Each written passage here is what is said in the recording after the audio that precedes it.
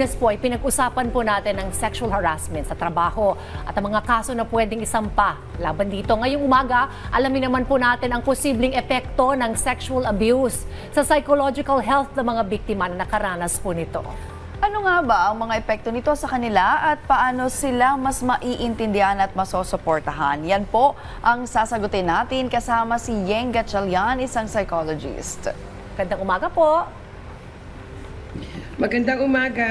Isang maulang umaga sa inyong lahat. Totoo, isang maulang umaga po para sa ating lahat. Alright, Miss Yeng, paano po ba nakakaapekto ang sexual abuse sa mental health ng isang tao at ano po yung mga karaniwang sintomas ng pagkakaroon po ng trauma? Una siguro, dapat intindihin muna natin kung ano yung trauma. Kasi ito yung isa sa mga misunderstood na word. No? Akala ng iba, kapag ang isang tao ay napahiya, ito ay trauma na. Ang dapat natin intindihin doon kapag sinabing trauma, it is actually the perception of the person who experienced the event and not the event. So ibig sabihin dito, kapag ang isang individual ay nakaranas ng isang event na ang tingin niya ay delikado, no? Naging dangerous sa kanya, kaya nga ang sinasabi ay real or perceived danger, yun yung maaari na ang taong ito ay makaranas ng trauma. At dahil doon, kapag sinabing real or perceived danger, nung nangyayari itong event na ito, itong insidenteng ito, ay nagkakaroon ngayon ng mga iba-ibang physiological symptoms ang taong ito. Halimbawa, bigla na lang siyang magkakaroon ng palpitation, manginginig, no? At i-connect ngayon itong mga physiological experiences na ito sa nagaganap na sitwasyon. So halimbawa, sexual abuse. So nangyari itong sexual abuse at ng mga oras na yon, may nagaganap din sa katawan niya. Nakakaramdam siya ng palpitation, takot, rapid heartbeat, mabilis na pagtibok ng puso. So ang nangyayari ay kahit tapos na yung event na yon, yung insidente yon, nagkakaroon ng connection yung nangyari sa katawan niya, yung na-experience niya, at yung isip niya. Kaya kahit wala na yung event o tapos na yung event, nananatiling naaalala ng sistema ng katawan, lalo na ng brain, yung nangyari. At naiko-connect niya ito sa kaba. At dahil doon, kapag may mga nangyayaring mga events, halimbawa nakakatakot, nakakakaba, ay nagkakaroon na kaagad ng matinding response yung individual. Kasi naidudugtong na niya iyon dun sa danger na nangyari sa kanya. So halimbawa, siguro kung hindi man sexual abuse, lapit muna tayo dun sa mga madalas. Kunyari, nabangga ang sasakyan. Nung nabangga ang sasakyan, dangerous yun, kumabog ang dibdib mo. Kapag naging malalim ang epekto nito sa'yo, sa susunod na may mangyari, na kumabog ang dibdib mo, mas madali ka nang matakot. Mas madali ka nang maka-experience ng fear. At yun ang nagde-develop ng tinatawag nating anxiety. Kaya kapag na-expose ang isang tao sa sexual abuse, kung ano man yung nararanasan niya doon na masyadong masakit, catastrophic, ay natatanim yon sa sistema ng kanyang katawan. Kaya madali nako-connecta sa interpretasyon niya sa mga events after that. Ma'am, nabanggit niyo po yung response, nagpo-form ng response yung katawan o minsan tinatawag din po nating defense mechanism, tama po ba? Ma'am, bakit po yung isa sa mga nagiging defense mechanism din po ng mga biktima o ng mga taong nakakaranas nito ay isolation? Paano po ito nakaka-apekto sa kanilang araw-araw na buhay? Ang sexual abuse kasi iba ito sa mga traumatic experience na nararanasan natin.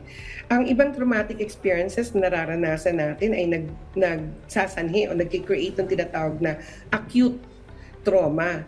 So ito yung halimbawa nabangga ang sasakyan o di kaya biglang nagkaroon ng typhoon o nagkaroon ng lindol. Usually acute yung experience, mabilis, no, na madali ka makaramdam ng takot, tapos after that matatakot ka na, pero hindi naman lahat pare-pareho ng epekto. Dito sa sexual abuse, iba ang epekto nito, kadalasan chronic yung tinatawag. Meron ding acute, no, lalo na kung rape ang nangyari. Pero kung meron silang continuous exposure doon sa stressor, halimbawa battered women ito o di kaya nandiyan yung perpetrator lagi nakakasama, ang nangyayari ay chronic trauma. Ang ibig sabihin, nagkakaroon sila ng complex trauma na hindi katulad ng acute trauma na mabilis yung epekto. Ito medyo matagal, yung tinatawag nating insidious, no? Kasi pwedeng nung naranasan niya, natakot siya, hindi niya alam ang gagawin niya. At dahil ang sexual abuse ay isang matinding violence sa katawan natin, ang nangyayari, nagkakaroon ng protection yung tao sa sarili niya. There is a high need or high desire for this person for emotional attachment. Kasi yun ang nawala sa kanya. Naramdaman niya, sorry for the term, pero naramdaman niya na bastos siya, di ba? Na-violate yung karapatan niya sa katawan niya. At dahil doon, bumagsak ang self-worth niya, bumagsak yung self-concept niya, yung tingin niya sa sarili niya, na undervalue niya to. Kaya naghahanap sila ng emosyon, ng attachment, na magmamahal sa kanila. Pero doon nagkakaroon ng misalignment. Kailangan ko na magmamahal sa akin, kailangan ko ng comfort, pero baka kasi i-violate ako ulit. Kaya nagkakaroon sila ng parang automatic shutdown. Ayaw nila na malapitan na sila kasi yung epekto ng sexual abuse sa katawan nila ay nagkakaroon na ito ng mga tinatawag nating automatic responses. So they prefer to be isolated. They prefer not to withdraw from other people kasi baka ma-violate sila ulit. Hindi ito conscious. Nagiging may tinatawag tayong polyvagal response. Yung polyvagal response or theory, ang sinasabi nito, minsan nagkakaroon ng disorientation or misalignment, yung gusto ng isip mo at yung nangyayari sa katawan mo. So dahil na-violate ako, pakiramdam ko hindi ako minahal, binastos ako, kailangan ko na magmamahal sa akin. Pero yung katawan ko mismo nagkakaroon ng parang umaayaw na siya, ayaw na katawan ko kasi dumikit ka sa katawan ko, automatic na sense yan ng sistema ko na may violation ulit na mangyayari. Okay. Kaya nagdi-dissociate minsan yung needs natin dun sa mga nagaganap sa paligid natin. Alright. So, Miss Yang, clearly you've mentioned na affected talaga yung self-worth nung nakaranas itong sexual abuse or harassment. No, I wonder, paano maibabalik yung self-worth na yun ng isang individual? And how can others also help that person para maibalik yung self-worth na yun? At paano nakokontrol ngayon yung mga sinasabi po ninyong automatic responses? Oo. Pag nakita natin na meron ng mga ganitong klaseng epekto sa tao, halimbawa hindi na siya nakakatulog, hindi nakakakain, nagwi-withdraw sa tao, nag-iiba na yung mga ginagawa niya, yung usual interest niya, hindi na niya nagagawa. Maaaring meron na rin post-traumatic stress disorder katulad ng nananaginip na or anything na nakita niya, exposure niya to similar, say for example, event or people, halimbawa, kamukha ng perpetrator or kahit lalaki lang o kahit kung ano man na magre-remind sa kanya, nanginginig na siya. These are actually signs na baka meron talagang matinding psychological effect. Kapag gano'n na ang nangyayari, talagang highly recommended, magpatingin na talaga sa psychologist, psychiatrist. However, prior to seeing these symptoms, kapag meron tayong kilala na mga kaibigan natin, kapamilya, na merong ganitong mga karanasan, iwasan nating mag-judge. Ang nangyayari kasi sa society natin kapag meron tayong nalalamang sexual abuse, legal kagad Legal kagad yung nakikita nating alternatibo, no? Yung pagtulong, halimbawa, daling kita sa gobyerno, daling kita sa lawyer, and we fail sometimes to ask kung kumusta na sila. Kailangan at napakahalaga na maramdaman ng mga nakaranas ng sexual abuse na nandito tayo not to judge them. Do not ask them what happened until they're ready to talk about it. Just ask, kumusta ka na ngayon o kumain ka na ba? Doon tayo magko-concern sa kung ano yung maaaring kailangan nila at that moment. Ngayon, kung halimbawang nagkwento, iwasan po nating magtanong ng mga salitang bakit. Lalo na kung magtatanong tayo, bakit ka kasi naka-shorts? Okay. Bakit dapat hindi ka nagpagabi ng uwi? Dapat umiwas ka na lang. Kapag may mga ganun tayong sinasabi, it now gives blame to the person. No? Bumabalik sa kanya. Ang lagi natin tatandaan, ang trauma ay sugat. Ito ay sugat sa pagkatao ng isang individual. Kaya kapag may sinabi tayo na medyo parang biniblame natin sila, lalo silang nasasaktan. Pakiramdam nila, kasalanan nila ito. Kaya Alright. iwasan natin yung mga ganong tanong. Iwasan din natin na sabihin, alam mo, okay lang yan, makaka-move on ka. Ang daming nakaranas niyan.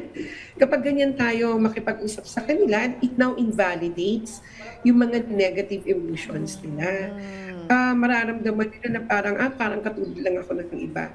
Again, they're very sensitive.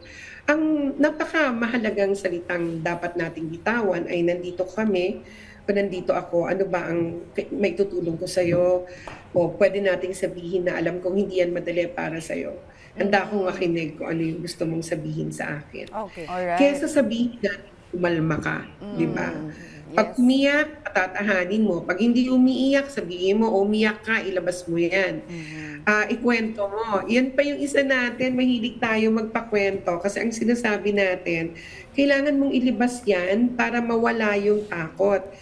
Hindi, kasi ang emosyon ay hindi tubig. Hindi ibig sabihin na ilabas mo ito ay mababawasan na siya. Sometimes it can create tension because storytelling is re-experiencing the event. Kaya pag hindi nagkwento, huwag pilitin. Ngayon, kung halimbawa ay nagsisimula siya magkwento, makinig tayo because that will give the person a chance to air and verbalize what they are experiencing at the time. Okay, so talagang malaki yung Yun. papel natin para Yes. matulungan yung isang nakaranas itong sexual abuse. Yeah, Sabi, kailangan walang judgment. Yes, At maging wag- sensitive. Totoo, And then, listen to them, validate their feelings. Alright, ma'am, thank you so much po sa napaka-informative po na inyong binahagi sa amin once again. Miss Yeng Gatchalian, Chief Psychologist ng Perpetual Health Medical Center, Las Piñas po, sa pagbabahagi po sa amin. Opo.